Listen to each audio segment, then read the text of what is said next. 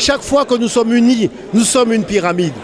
Vous voulez que nous soyons une pyramide? Soyons unis et nous serons une pyramide. L'Afrique a des terres, comme j'ai vu au Cameroun, entre Yaoundé et Douala. On a des terres. Au lieu de discuter sur ce comme Michel Jacques, qu'est-ce que toi tu fais? Narmer, quand il a fondé son premier palais, c'est celui qui a unifié la Haute et la Basse-Égypte en 3200 de l'ère ancienne africaine. Son palais s'appelait Inech-Eb. Quand vous traduisez Inech-Eb en français, ça veut dire la Maison Blanche. Hello les amis, bienvenue sur cette nouvelle vidéo de la chaîne Terre Noire. Aujourd'hui c'est une vidéo particulière parce que c'est une vidéo qui est dédiée à Nuseri Kalalao Motunde. Nous faisons cette vidéo pour rendre hommage à Nuseri Kalalao Motunde.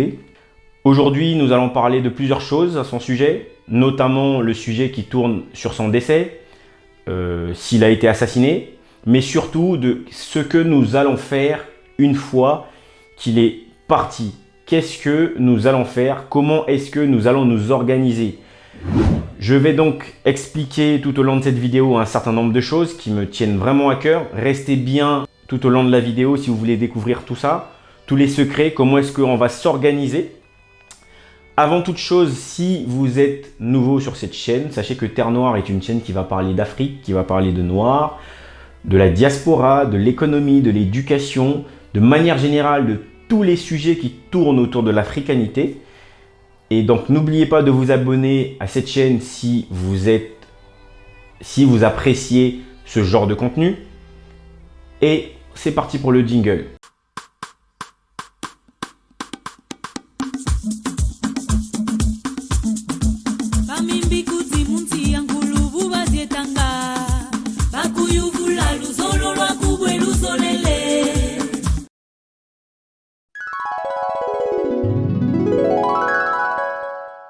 Bien les amis, vous devez comprendre aujourd'hui que Nuseri Kalalao Motunde était un égyptologue. C'est quelqu'un qui a fait un certain nombre de recherches sur l'Égypte antique pour comprendre justement toutes les formes d'africanité qui existent.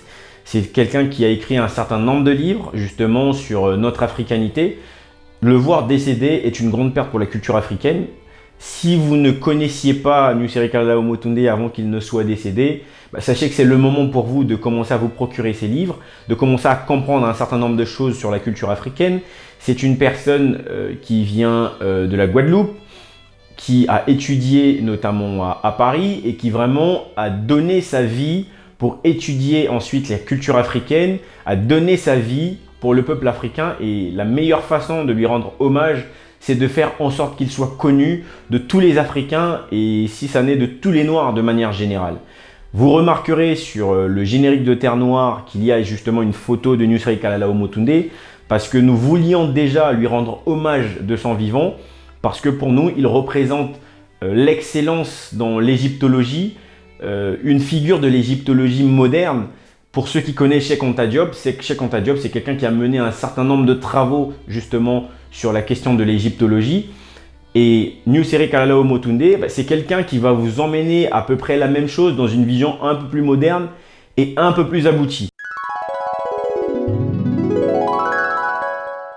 Certaines personnes disent qu'il a été assassiné. La version officielle aujourd'hui, c'est qu'il est décédé d'une crise cardiaque. Je peux comprendre que les gens se posent un certain nombre de questions sur son décès. C'est vrai que quelques jours avant son décès, il était au Cameroun et qu'il avait déjà un problème justement avec Air France par rapport à son vol. Donc, pas mal de gens ont déduit que c'était une stratégie pour pouvoir l'assassiner ensuite dans l'avion. Ce que j'ai envie de dire, c'est qu'aujourd'hui, il n'y a aucune preuve qui atteste ça. Ça reste de la spéculation. Tout ce que les gens disent sur l'assassinat, il n'y a aucune preuve, ça reste de la spéculation. Et à l'heure où vous regardez cette vidéo, sachez que la dépouille de Nuseri Kalalao Motunde a déjà subi ce que subit toute dépouille normale lors des obsèques. Ça veut dire qu'il faut qu'on arrête. Voilà, il faut qu'on arrête avec ces arguments parce que je ne pense pas qu'aujourd'hui ça emmène quelque chose de positif. Je ne sais pas dans quel état sont les proches de Nuseri Kalalao Motunde. Peut-être que le fait à chaque fois d'évoquer ce sujet d'assassinat, ça ne fait que leur empirer un petit peu leur situation émotionnelle. Je pense surtout que nous devons nous concentrer sur ce qu'il y a de plus important. Je ne pense pas aujourd'hui que le plus important, ce soit de déterminer s'il a été assassiné ou pas. Parce que de toute façon, qu'il ait été assassiné ou qu'il soit mort naturellement, la question qu'on doit se poser, c'est qu'est-ce qu'on fait maintenant? Quelle décision on prend? Comment on fait pour s'organiser? et comment on va s'organiser justement pour lui rendre hommage.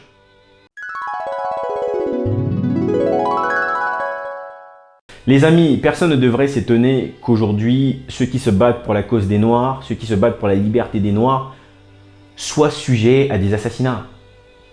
Ça a toujours existé. C'est-à-dire qu'on prend des hommes comme des Martin Luther King, des Malcolm X, des Thomas Sankara, des Patrice Lumumba. Ces personnes ont toujours été assassinées. Attention, moi je ne dis pas ici que Nussery Kalala Omotunde a été assassiné. Je n'affirme rien du tout par rapport à ça. Mais cela ne devrait pas vous étonner que des hommes et des femmes qui se battent pour la cause des Noirs soient assassinés. Moi, je pense que nous avons une part de responsabilité. Nous devons à tout prix protéger ceux qui portent notre voix, ceux qui portent en quelque sorte notre culture, ceux qui ont passé, qui ont consacré leur vie pour étudier un certain nombre de choses sur la culture africaine afin de nous les enseigner. Je pense que nous devons trouver un moyen de les protéger. C'est hyper important. Quand je parle de ça, je pense aujourd'hui à des personnes comme Nathalie Yamb, Kemi Seba. En fait, nous ne devons pas laisser ces personnes seules, j'ai envie de dire. C'est-à-dire qu'il faudrait qu'il y ait une forme de protection. Qu'on le veuille ou pas, à un moment donné, ces personnes vont être attaquées, seront forcément atteintes s'il n'y a personne autour d'elles. Il faut donc que nous puissions trouver des moyens pour nous organiser, pour protéger les nôtres, protéger ceux qui sont à la tête. Kalala Omotunde nous parlait à un moment donné de la géothermie.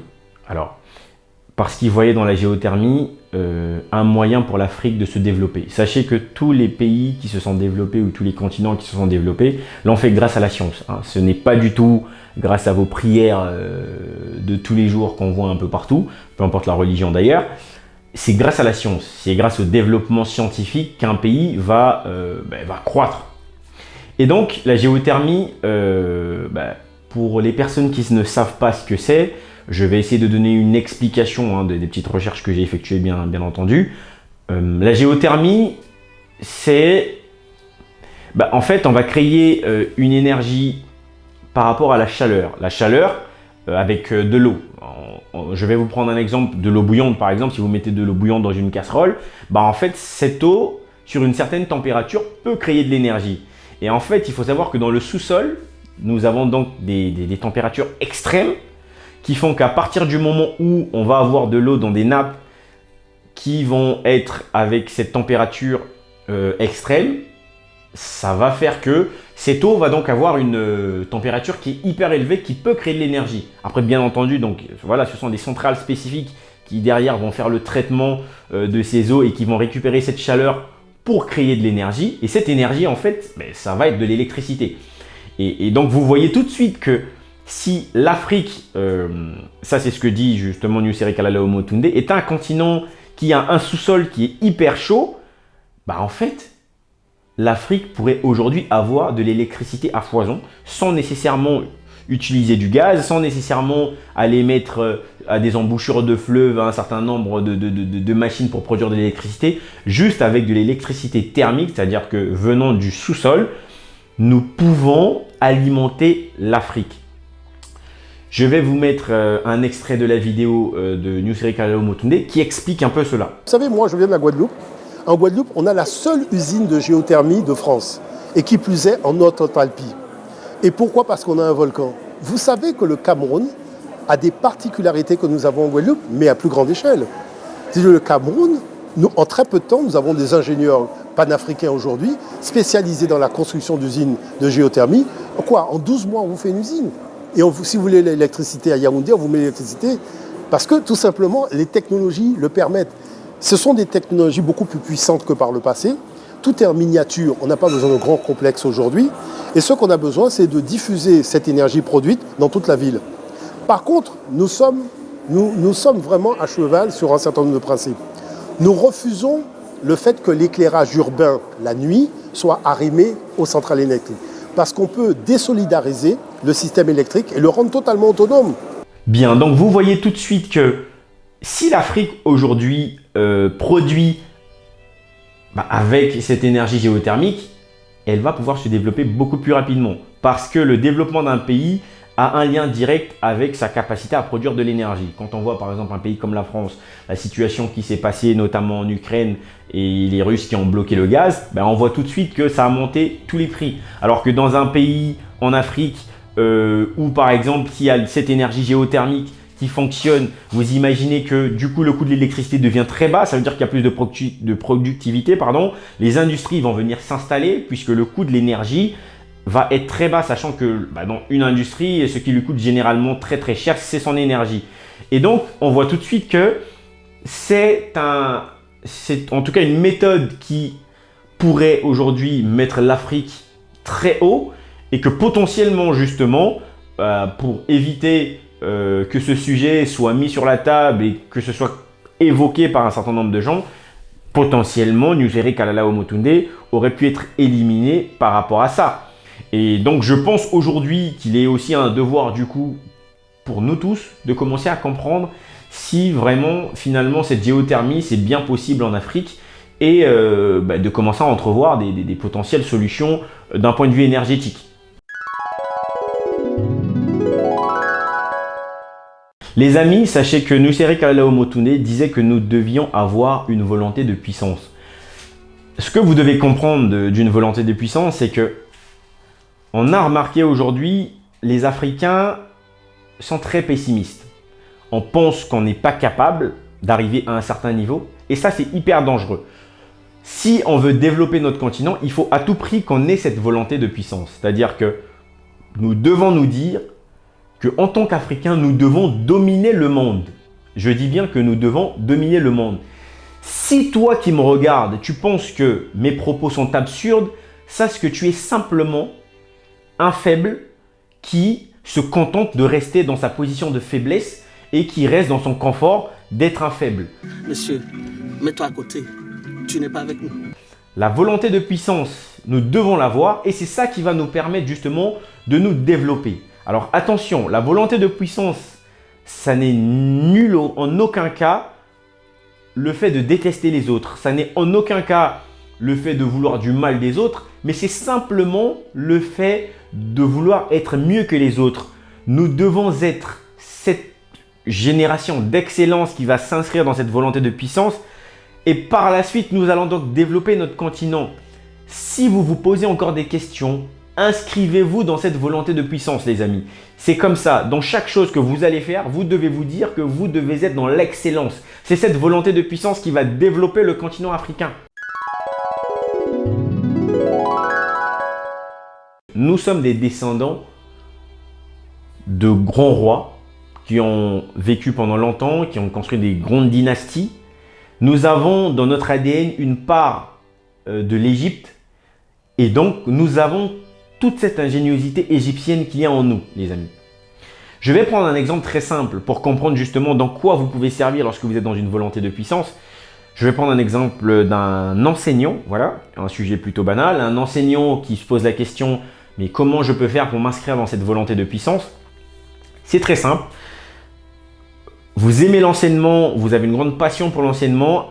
Moi, ce que je dirais à un enseignant, la première chose qu'il aura donc à faire, c'est premièrement de se cultiver sur la culture africaine, de comprendre toutes les formes d'africanité qui existent aujourd'hui. Après avoir fait ça, potentiellement de construire un programme éducatif et de se rapprocher d'autres personnes du même profil pour pouvoir discuter de ce genre de sujet. C'est-à-dire de co-construire un programme, voilà, pour l'éducation des enfants. Ça, c'est un exemple, mais je peux vous en donner encore d'autres. Vous êtes dans les finances, dans l'économie, et vous vous dites, mais comment est-ce que je vais servir? Mais les amis, nous savons aujourd'hui que l'Afrique, nous avons par exemple le problème du franc CFA. Le problème du franc CFA, c'est grave, ça reste catastrophique jusqu'aujourd'hui. Mais vous pouvez par exemple déterminer une autre méthode d'échange qu'auront les Africains à l'avenir. Je ne parle pas nécessairement là de créer une nouvelle monnaie. Ça aussi est un sujet. Réfléchir comment créer une nouvelle monnaie ou une autre méthode d'échange. Ce n'est pas forcément toujours des monnaies en billets. Et moi, je crois, en tout cas, à partir du moment où vous mettez le cœur et vous êtes dans cette démarche d'excellence et que vous passez du temps sur ce que vous êtes en train de faire, vous allez briller. Justement parce que lorsque vous êtes dans une démarche d'excellence, premièrement, vous êtes dans ce dans quoi vous êtes bon. Deuxièmement, vous voulez à tout prix être dans cette démarche d'excellence. Donc, vous ne voulez pas faire la chose à moitié. sous peine d'avoir votre projet banalisé par n'importe qui, mais je ne vois pas qu'est-ce qui nous arrêterait. Nusere Kalala Omotunde est décédé. Il y aura d'autres Nusere Kalala Omotunde qui vont venir, les amis. Mais malgré cela, vous devez vous inscrire dans une démarche de puissance. Vous devez comprendre votre histoire. Vous devez commencer à acheter des livres, commencer à lire des choses sur la culture africaine. Tant pis pour celles et ceux qui seront encore d'ici quelques années dans la naïveté, qui seront encore d'ici quelques années ignorants de tout ce qui se passe actuellement, car l'Afrique va bientôt se transformer, les amis. Et vous devez prendre part à ce voyage. La meilleure façon de rendre hommage à Nusere Kalala Omotunde, c'est d'abord dans un premier temps de s'inscrire dans cette démarche de puissance, cette volonté de puissance. Et si vous découvrez aujourd'hui même Nusere Kalala Omotunde, achetez-vous déjà des livres. Regardez sur YouTube, vous allez retrouver des centaines et des centaines de vidéos de Nusere Kalala Omotunde. Donc vous pourrez donc vous en servir pour commencer à vous cultiver. Et je dirais juste une chose, comme l'a dit Frantz Fanon, vous devez exécuter votre mission ou la trahir. Les amis, c'est la fin de la vidéo. Je vous laisse sur cette citation. Sachez que si vous êtes nouveau sur cette chaîne, n'oubliez pas de vous abonner. Sur ce, moi je vous dis à très bientôt sur la prochaine vidéo. Ciao!